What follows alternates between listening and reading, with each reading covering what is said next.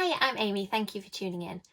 Today I've got some news about book events and I'm going to be talking about the books I read in July and the books I'm planning to read in August. So first the book events. I'm doing 2 events in August. I'm really excited to be doing Yalc. I've attended Yalc every year as a reader, so it's fantastic to be joining in as an author this year. So on the 8th of August at 10 AM British time, I will be doing a workshop which is about my journey from blogger to author, and there's loads of tips on how I've used social media and how I've learned things as a blogger that have helped me as an author, and about the things I've learned as an author that have helped me to blog.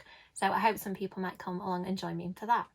I'm also going to be doing a panel at Camp YA, which is later on in August. I'll put the details about that in the links below, and I'll talk a little bit more about that one in future videos. So next up to my books that I read in July. I had an interesting month in July for reading. I really loved the books I read, and this year I seem to be picking a really great selection of books. And I actually ended up not reading a lot of the books on my TBR pile. And the reason for that is that some books arrived that I wasn't expecting, some pre-orders that I had completely forgotten about turned up. So I ended up shuffling around the books that I ended up reading. So the first book I read in July is Once Upon a Broken Heart by Stephanie Garber. This was one of the books I wasn't expecting, and when it arrived I had to read it straight away because I love Stephanie Garber's Caraval books. And this one I would say is great for fans of Caraval, and also I think it was a little bit darker and I really liked that. So it's about a girl called Evangeline who ends up getting tangled up with the fates, and I really enjoyed the mythology of this book. I think that it has a dark fairy tale quality that I'm really into at the moment. So if you're a fan of Stephanie Garber's books, or if that sounds like your kind of book, it isn't out yet. It comes out at the end of September, so I would definitely recommend checking it out, and actually it'd be a great read for the spooky season. So the next book I read in July was a fantastic one.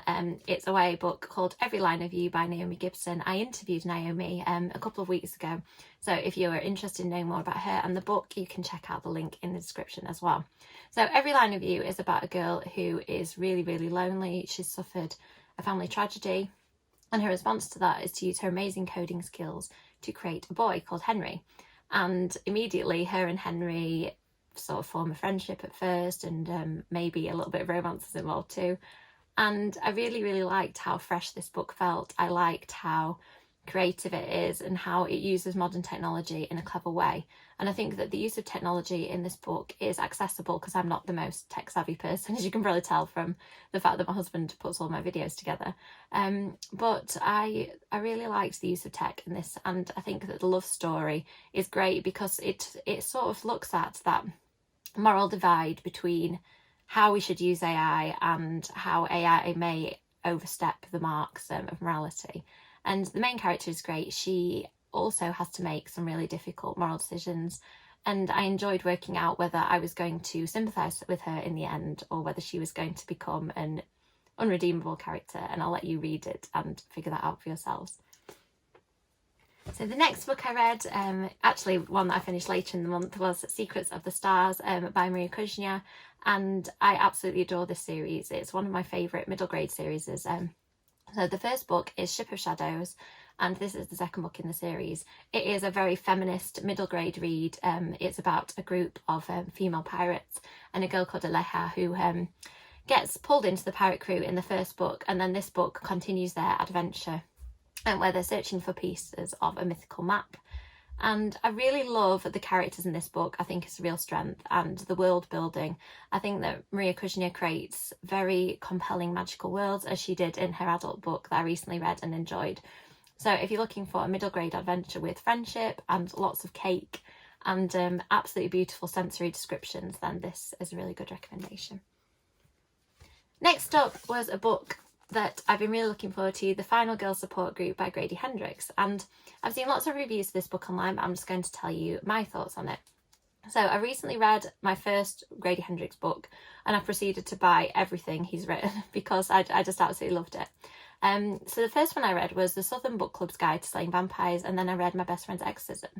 And I would say I enjoyed this book, maybe not quite as much as those, but I still really liked it.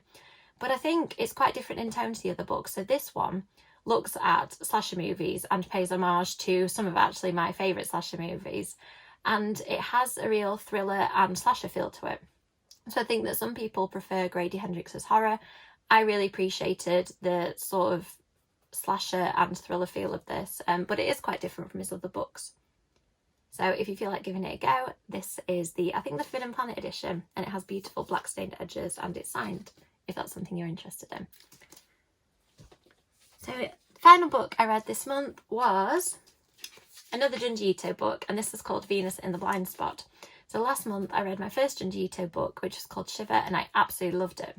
This one I did really enjoy, maybe not quite as much as I enjoyed Shiver, and I think the reason for that is that some of these stories are based on Japanese short stories, and I'd actually read some of them before, so I think I didn't have quite that kind of wow shock factor of the other book where I didn't see things coming.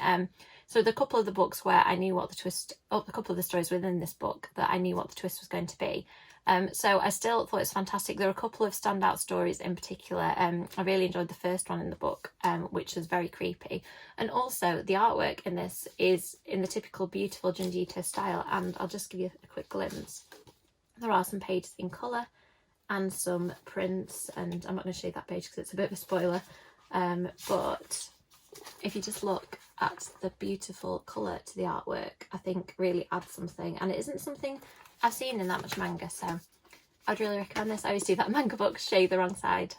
So my second Junji Ito book was also a success. So now to the books I'm planning to read in August. Some of them are books that were from my July TBR, that because, as I mentioned, in July I went a bit off the plan. I'm going to come back to these books. So the first one is a dystopia that I'm really looking forward to. This is a proof copy, and it's of The Undying Tower by Melissa Welliver. And it's a story of a world where people who are, you could say blessed, could say cursed, with everlasting life are ostracised by society. And I just read a few pages, as I often do when a book arrives, and I was immediately grabbed by the world building and the kind of sinister quality, shall we say, of the dystopia. So I think this is going to be one that I'm going to really enjoy. Next on the list is another book I was supposed to read in July, and one I was really excited about and didn't get a chance to read. So this one is called, I'm just going to check I get it right, Skywake Invasion. It's by one of my fellow debut authors, as the last book is. It's by Jamie Russell. And this one has sort of that Ready Player One feel of a world where tech can be used to fight in wars. I'm reading a lot of tech books, it seems, recently. So I'll read you the blurb so you can get a sense of it for yourself. Casey Henderson, aka Casey Flo, is obsessed with online team shooter Skywake, which has taken the gaming world by storm. The Ghost Reapers are a high-ranking team, and when Casey's in the zone, anything seems possible. Then, at a live Skywake tournament, things start to get weird. The red-eye alien cosplayers seem to have real guns, a massive spaceship looms overhead, and kids are going missing. This is no longer a game, it's an invasion. I think that sounds really fun. I like books where reality blends with fiction and where the characters might have to figure out that what they are dealing with is real. So I think this sounds great. Next on my list is another July read. Not doing very well with getting through my TBR pile in order. So this one is Sister Switch. It's Beth Garrett's middle grade debut. I absolutely love Beth's YA books. They're very frank and funny and quite often romantic, and this is obviously her foray into middle grade books. So this is a Freaky Friday style body swap story, which I always think are really fun. So I'll read you the blurb so you can hear a little bit about it. What would you do if you woke up in someone else's body? Erin is cool, calm and collected. Lily, on the other hand, might as well have embarrassing written across her forehead. Sisters, more like polar opposites. When Lily finds herself having the worst bad hair day in history, the sisters take an emergency trip to the oddly named hairy godmother, Salon. What they don't know is that a new look comes with a whole new life. Stuck in each other's bodies, Lily and Erin have no choice but to fake it. Can the sisters pull off the ultimate performance, or will they realise that life in each other's shoes is harder and much more awkward than it looks? I think that sounds really fun. I've read some quite dark books recently, so I think this will be a nice change of pace. So the next book on the list is Vampires Never Get Old, and it's edited by Zoraida Cordova and Natalie C. Parker, and it's a book of short stories about vampires written by loads of amazing YA authors. And I think the reason I'm reading it so slowly is that I'm enjoying it so much. I'm reading a story and then coming to the next story a couple of days later when I've kind of recovered from the first. So I'm really, really excited to read the rest of this book and to do a full review of it at the end of this month. Next on the list is a book that arrived by surprise. It's Jeff Sentner's new book, and it's called In the Wild Light. And I absolutely loved Rain and Delilah's Midnight Matinee by Jeff Sentner. It was my first book that I'd read by him. This one sounds quite different, but I'm really, really looking forward to delving into his world. He writes very kind of visceral contemporary books, so you really, really feel for the characters, and he delves into some quite serious subjects. So I'll just read the blurb for you. Cash's life in his small Tennessee town is hard. He lost his mum to an opioid addiction, and his grandfather's illness is getting worse. His smart but troubled best friend Delaney is his only salvation. But Delaney is meant for greater things, and she finds a way for Cash to leave with her. Will abandoning his old life be the thing that finally breaks Cash, or will it be the making of him? I love the sound of that it sounds sort of bittersweet, and maybe there'll be some romance and friendship. So yeah, I'm looking forward to reading this book. Next is a book that probably almost all of my friends who are readers have told me to read, and that is Truly Devious by Maureen Johnson. I don't know why I haven't got to this book yet. I've ended up buying all of the books in this. I think there's 3 in the trilogy and then 1 standalone possibly.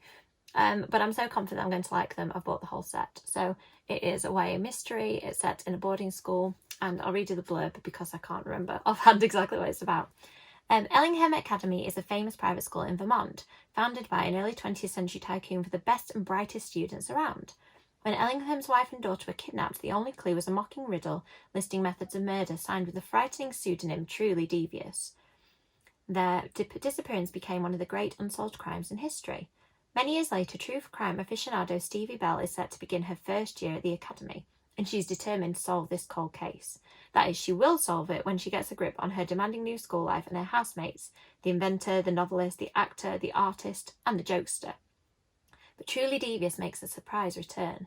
The past has crawled out of its grave, and someone has got away with murder. Truly Devious is the first novel in a murder mystery trilogy by New York Times bestselling author Maureen Johnson. That ticks all of my boxes. I love a mystery with historical underpinning, and YA thrillers and mysteries I think are just about my favourite genre at the moment. So another exciting book this month. So that is all the books I read last month and that I'm planning to read this month. Thank you so much for watching. I hope you're enjoying my videos as much as I enjoy making them. If you would like to like and subscribe, that really helps. And let me know in the comments if you've read any of the books that I either have read or planning to read. Thank you so much. Bye.